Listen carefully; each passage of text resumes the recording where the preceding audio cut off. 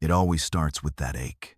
The one that creeps in late at night, when the world quiets down and the illusion doesn't have anything left to feed on. You reach for your phone. You check her stories, her posts, her pictures. You scroll not to see her, but to feel her, to feel anything. You tell yourself it's love. You tell yourself she was special. You tell yourself you miss her. But I'm here to rip that lie wide open. Because it's not her you're addicted to.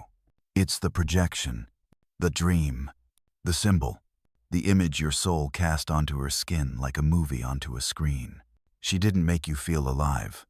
You made her the carrier of the part of you that's been dead for years.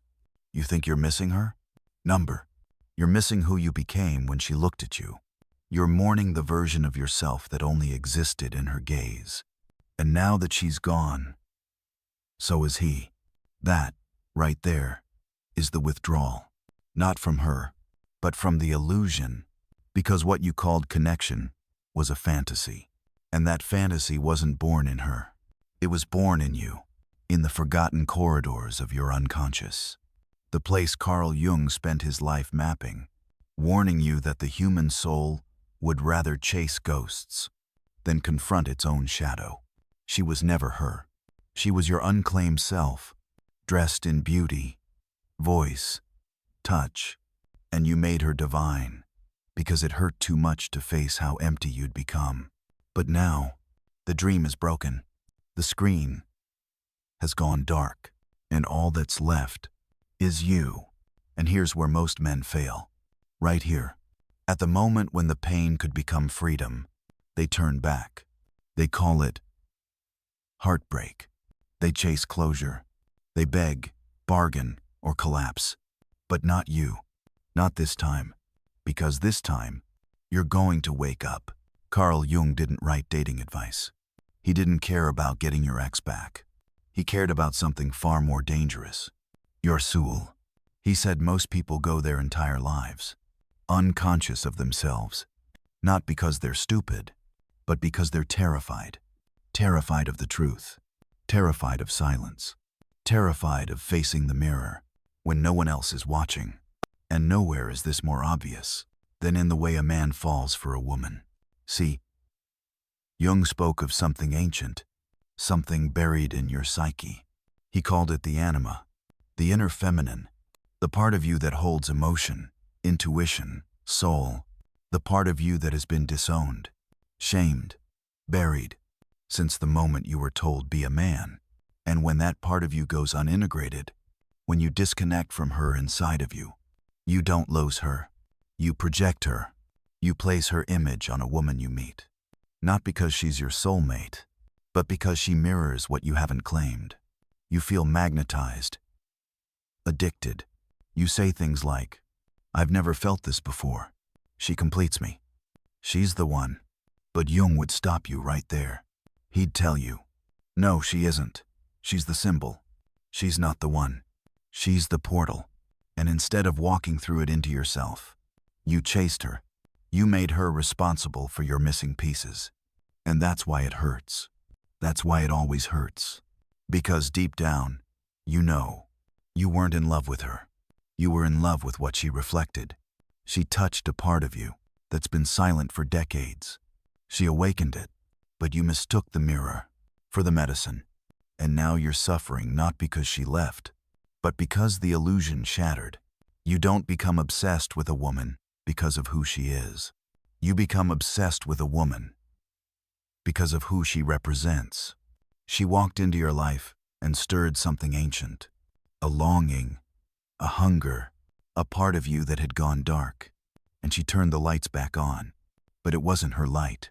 It was yours, reflected through her shape, through her voice, through her attention. And now that she's gone, you're trying to get her back because you think she took that light with her. But listen closely. No one can steal your soul, but you can abandon it. And that's exactly what you did. You made her the guardian of your emotional life, the key holder of your fire, the container for your depth. And now, you're not chasing love. You're chasing relief. Every time you check her feed, every time you imagine the what if, you're not seeking her. You're running from the void inside you, because she became the escape hatch, the exit door from your pain. And that's the dirty secret behind most romantic obsessions. It's not passion. It's not destiny. It's anesthesia. You used her to numb the ache, to silence the terror of being alone with yourself. And now that she's gone, you're not heartbroken. You're in withdrawal. This isn't heartbreak. This is detox. Your body shakes. Your mind races. You replay moments, texts, memories. You fantasize that if you just say the right words, she'll come back. But she won't, because she was never meant to save you.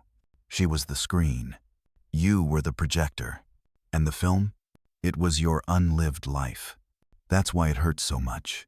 Because she carried the story you were too afraid to write for yourself. But now it's time. Time to put down the illusion. Time to break the spell. Time to take your story back. You say you can't let go. You say she different. That what you had was special. That she saw something in you no one else ever did. And maybe that's true. But what if I told you that's exactly the problem? Because it wasn't her seeing you. It was her reflecting the part of you you refuse to see. You keep chasing that feeling, not because she was extraordinary, but because you felt extraordinary in her presence.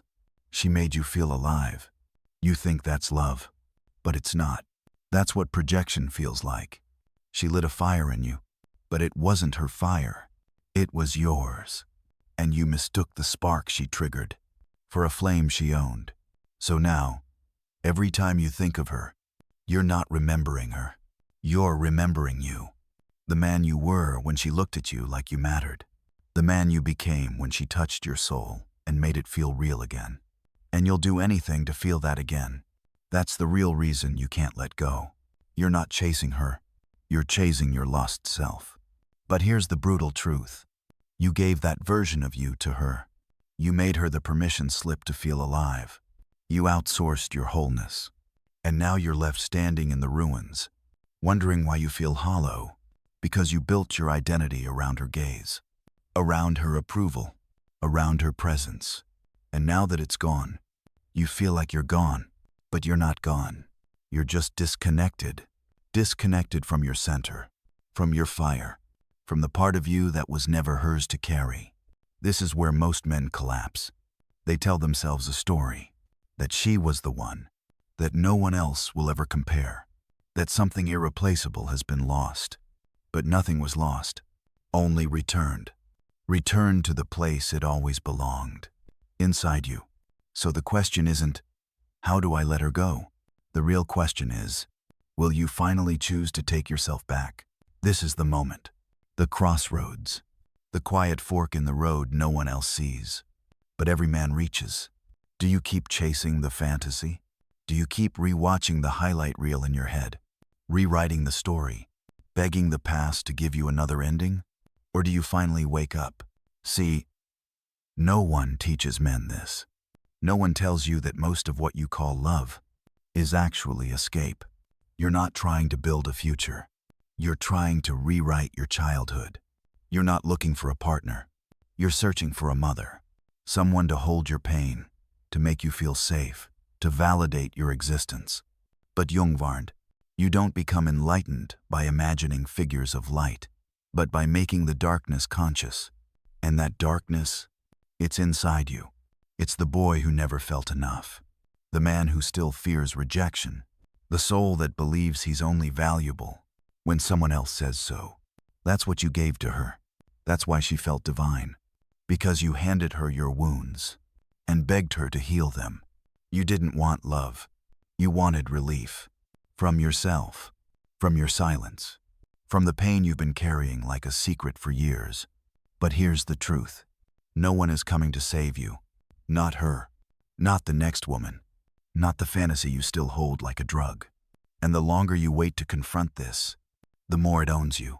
Every woman you chase will feel like a fix. Every heartbreak will reopen the same wound.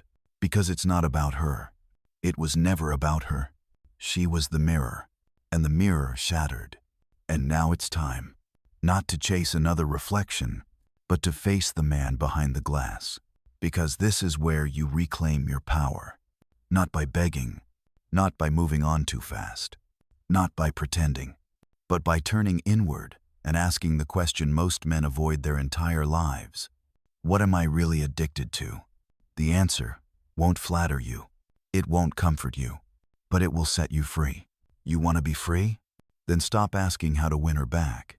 Stop looking for signs. Stop pretending you're confused. You're not confused. You're afraid. Afraid to stand in front of the mirror without the mask. Afraid to admit that the woman you worshipped was never real, only a reflection of the self you abandoned. But here's where it changes. Because now you know. Now you know that projection isn't love. It's theft. It steals the sacred from your own soul and hangs it on someone else's shoulders and calls it destiny. But it's not destiny. It's dependency. So how do you break the spell? Step 1. Name it. Call it what it was.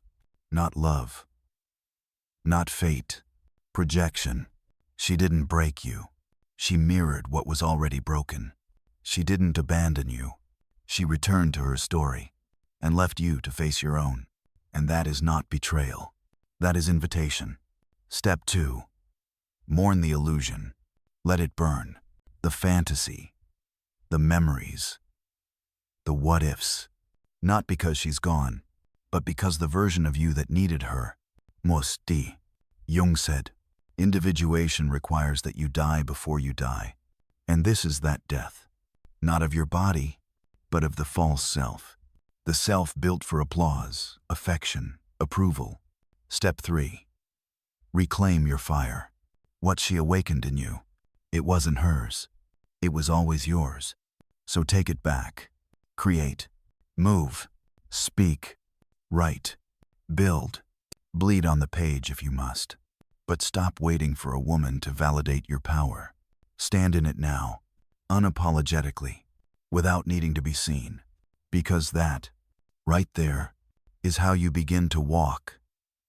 As a man, you've been chasing a ghost. Not a woman, not love, but a shadow, a silhouette cast by your own forgotten light. Now, it's time to see what real love actually looks like. And I'll tell you right now, it's not fireworks. It's not obsession. It's not the breathless rush of finally being seen. That was projection. That was fantasy. Real love doesn't ask you to perform. It doesn't demand that you shrink, mold, conform, or apologize for your power. Real love arrives when two sovereign beings, a whole in themselves, stand across from each other, with nothing to prove and nothing to hide. She won't idolize you. She won't fall in love with your potential. She won't need you to carry her wounds or complete her script, because she's done the work. She's burned through her own illusions. She's faced her shadow. She's met her own animus and told it, "Number, you don't speak for me anymore." She's not looking for a character to cast. She's looking for truth. And you, if you've walked this path, will finally be able to give it. Not because you need her, but because you don't. And that changes everything. No more clinging. No more pretending. No more playing the man just to be loved. Instead, you stand rooted, grounded, alive in your own skin, unshakable. And from that place, love becomes something else entirely. Not a possession, not a prize, but a meeting, a communion, two fires, choosing to burn side by side, not to keep each other warm, but to light the world. That's what she was never meant to be. Your source, your savior, your oxygen. She was meant to be a companion, a mirror, a witness. And until you become whole within yourself, you will always demand too much from her. You will always try to make her carry a weight that was never hers to hold. But now, you don't need to do that anymore. Because now, you've started to remember who you are. Here you are, at the end, and yet, at the beginning, because now, you have a choice. A brutal, beautiful, inescapable choice. The same one Carl Jung wrote about again and again. Until you make the unconscious conscious, it will direct your life, and you will call it fate. So what will you call this? Fate?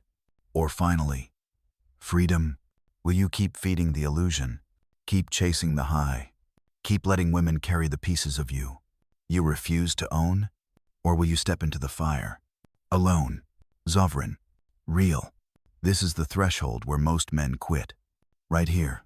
Not because it's too hard, but because it's too honest. Because once you see through the projection, once you realize you were never truly in love with her, only with the part of you she activated, you can't go back. You can't unknow it. You can't unsee it. And that's terrifying, because now you are responsible for your pain, for your choices, for your healing, for your becoming. You can't blame her anymore. You can't make her the villain, the savior, the solution. You have to become the man you kept hoping she would see. You have to choose yourself. Not once. Not when it's easy. Every damn day. Because the woman who truly sees you, the one you keep hoping will arrive, she's not coming until you become the man who can stand in his own shadow, without flinching. And when she does come, you won't need her to save you. You won't need her to fix you, praise you, complete you. You'll just look at her and say, I see you. And she'll look back and say, finally, someone who isn't afraid of the truth. And that will be the beginning of something sacred. Not because you needed her, but because you didn't. And that, my brother, is what it means to be free. If this hit you somewhere you can't name, good. That means the spell is cracking. That means the mirror is breaking. That means you're waking up. So don't scroll away. Don't forget this moment. Like this video. Share it with another man lost in the illusion. Subscribe if you're ready to keep walking this path. Not toward validation, but toward sovereignty. We're not here to play roles anymore. We're here to become whole, one man at a time.